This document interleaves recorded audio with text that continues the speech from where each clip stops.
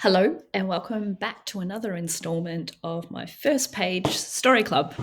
So every week, usually on a Wednesday, but today it's a Thursday, I randomly choose a story from Marcy from my collection, This Once Precious Life, and I read the first page for you.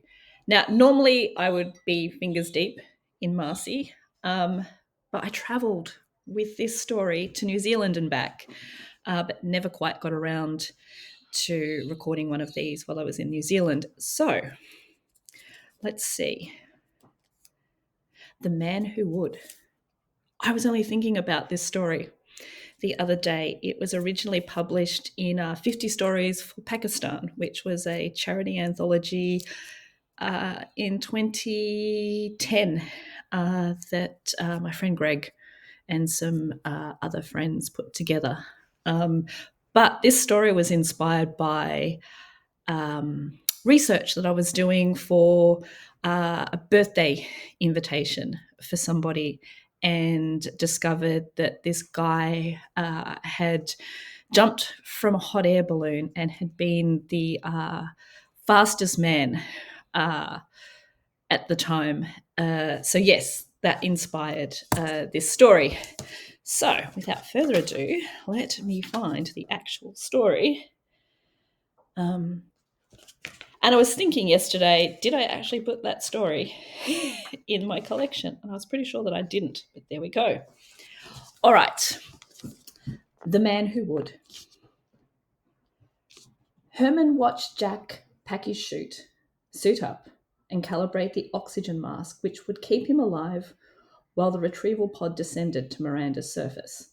Then, and only then, Herman broached the subject. Jack? Gloved hand went up. Herman, seriously, man, you don't need to say anything. Herman, as Jack's best friend and legal representative, struggled with the possibility Jack might not make it.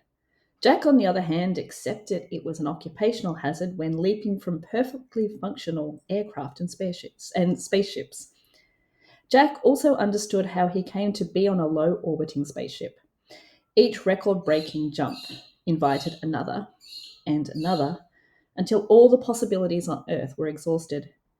Uranus's moon, Miranda, offered him a first.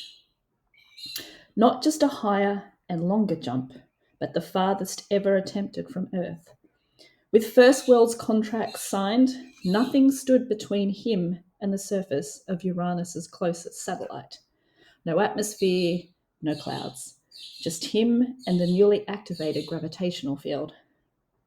I'm not worried about this jump. It's just Herman pulled the contract and the covering letter from his pocket, thrusting them into Jack's hand. Jack knew Herman defaulted from screen to paper when he needed to make a point. So that's from my legacy collection of short fiction, This Once Precious Life, and other stories. And I will be back next week with another first page. Thanks for being here.